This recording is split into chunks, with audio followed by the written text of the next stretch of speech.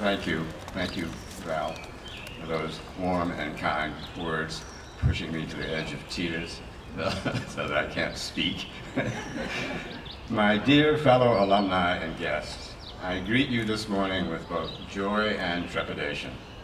When Lisa Lee asked me to offer up this alumni collection talk, I was not prepared, was surprised and honored to be asked, but it threw me into a bit of a spin mode, and ever since I said yes, my mind has been spinning, thinking about what on earth I should talk about. The first thing that hit me was a recognition of how many decades the range of class reunions would represent, and how many different shades of the definition of my Swarthmore you would be parsing from the words of an old wise head up here trembling before you.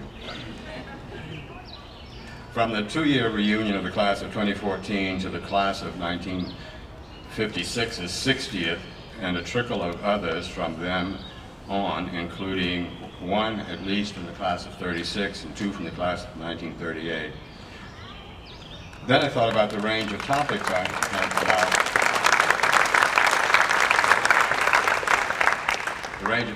I had allowed for myself by offering Lisa the title for the talk, The Fullness of Life. A sigh of relief. I could talk about almost anything, or even everything. The state of our world, from joy to grief, from pride to despair, from happiness to anger, an appraisal of promise and reality, of progress and failure. Where to start, how to end, I wondered. Then I thought again, and came to believe that tone was as important, if not more, than the topical substance of my remarks. What links and binds us together over all the divides of our differences is the experience of this remarkable place. A place ever capable of renewing itself in search of a better self. A place that has given us the strength and tools to do the same thing in all the fields of our personal and professional experience, to seek and become our best selves. So to set the tone, I start with a poem by Gerard Manley Hopkins, The Window. I caught this morning morning's minion, kingdom of daylight's dauphin, dappled dawn-drawn falcon, and his riding of the rolling level underneath him steady air, and striding high there, how he rung upon the rein of a wimping wing in his ecstasy, then off, forth on swing. As a skate's heel sweeps smooth on a bow bend, the hurl and gliding rebuffed the big wind. My heart in hiding stirred for a bird, the achiever of the mastery of the thing. Brute beauty and valor and act, oh air, pride, plume here, buckle, and the fire that breaks from thee then a billion times told lovelier, more dangerous, oh my chevalier. No wonder of it, sheer plod makes plow down Cillian shine, and blue beak embers, ah my dear, fall, gall themselves and gash gold vermilion. The beauty of this morning is in this setting and in this poem, reflected and unbridled so as to stimulate and stretch our perceptions and imaginations. Swarthmore bathed us all in its light, and with it in us, we've been finding our way ever since. Our alma mater's gift is that light and an enhanced capacity for reflection, both tools for personal and intellectual growth. We all, across the generations of alums, experienced the strength of a fine liberal arts education undertaken in a community which has, over the decades, become more and more diverse in its global and national outreach to enroll students of all descriptions from across the range of economic status and demography, producing a community in which we can encounter, explore, and share perceptions of difference and commonality that not only push us to learn from these conditions, but to also become agents of understanding and change when we moved on as graduates. Planning for the college's centennial years 2 years ago, I began to realize that I have been associated with this now 152-year-old institution for more than a third of its existence. A span shorter than some in this audience, and decades longer than others. History doesn't feel so remote when you apply this perspective. The Civil War, for example, as old as the college, seems closer, and the ills we have inherited from slavery and the war are fresher than we want to admit. But I also want you to know how struck I was once more by the different look of the 2016 class from my own 55 years ago. its rich mixture of colors and cultures, its global reach reflected before my eyes and behind me on the stage at commencement last weekend. The increased mix there among the faculty, that is behind me, including near parity of women to men. That's progress for sure. We can see, or seek to see, the richness of results when we come together like this. Are we, in fact, these agents in the families we create?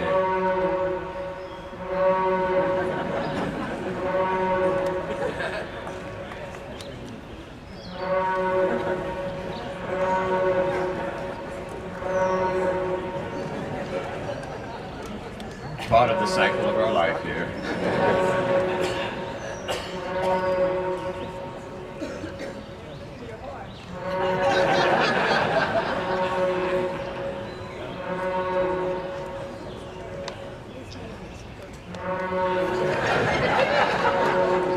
Must be a big one, it's too bad. Are we, in fact, these agents in the families we create, in the communities in which we live, in the professional settings of our work?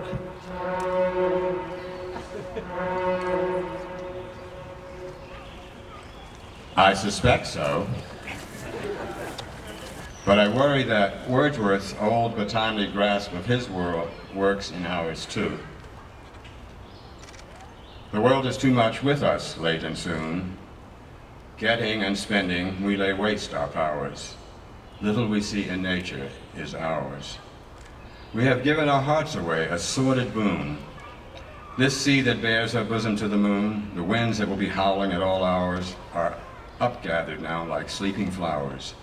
For this, for everything, we are out of tune. It moves us not. Great God, I'd rather be a pagan suckled in a creed outworn. So might I, standing on this pleasant lea, have glimpses that would make me less forlorn. Have sight of Proteus rising from the sea, or hear old Triton blowing his wreathed horn. What are we struggling with? Against what forces must we all strive with our efforts to make this fraught world a better place? Who or what is the enemy?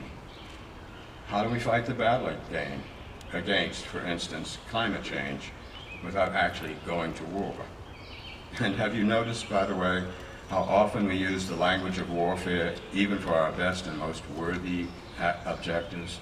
The wars against cancer, crime, unjust incarceration. The scientists among us are living full lives, striving through their scientific endeavors to add value to all of our lives, while at the same time modeling in their families and communities the values and skills learned and honed here to make our world a better place. This engaged commitment is characteristic of the humanist and social scientist among us as well. Still, our world is not at peace.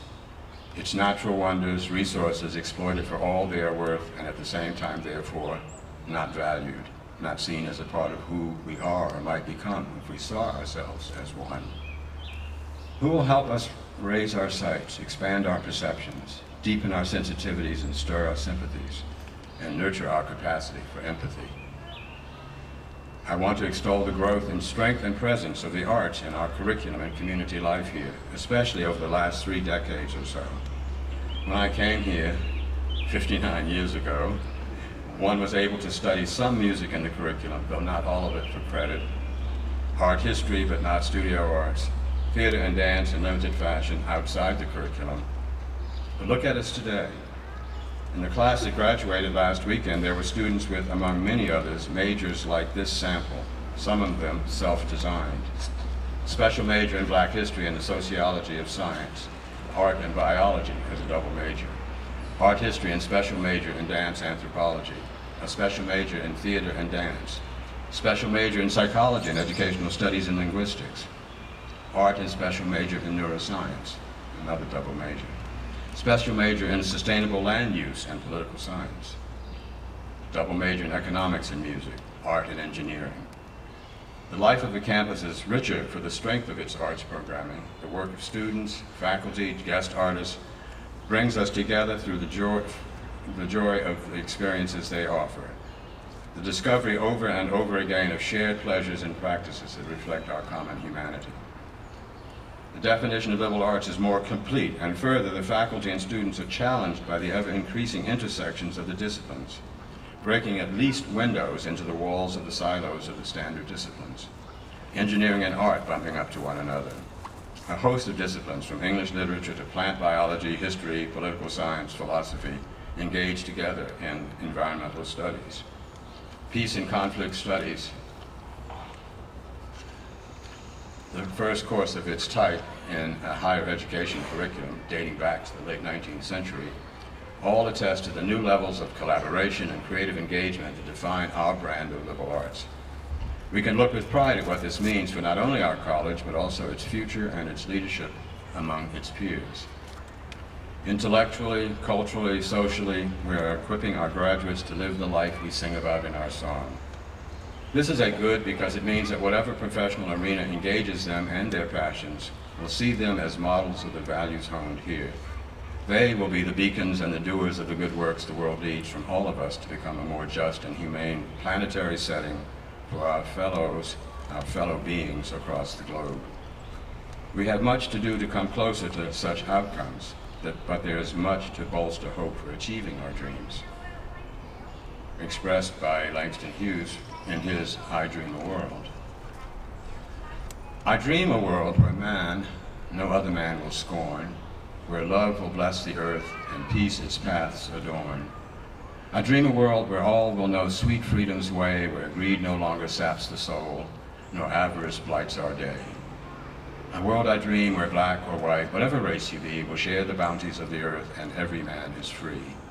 Where wretchedness will hang its head and joy like a pearl attends the needs of all mankind. As such I dream my world.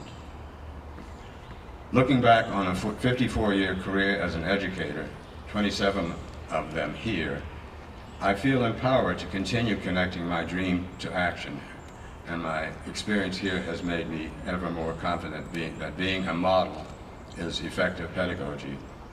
I have seen it in my family life, between my parents and me, their mother and me to our children, we and they to their children. I have seen it in my classrooms in the School of the Arts I led for 10 years, and across my years out of the classrooms here, coupled with this for me is the power of the arts to transfer lives and communities.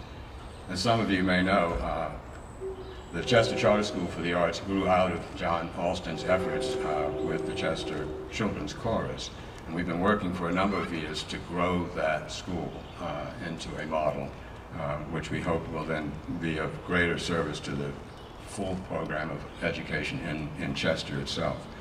We started as a K through 2 school, have now grown to K through 9, and the coming fall it will be K through 10, and so on until we become a full K through 12 school. Yesterday, day before yesterday, we broke ground in Chester to build a new building for that school. It's done.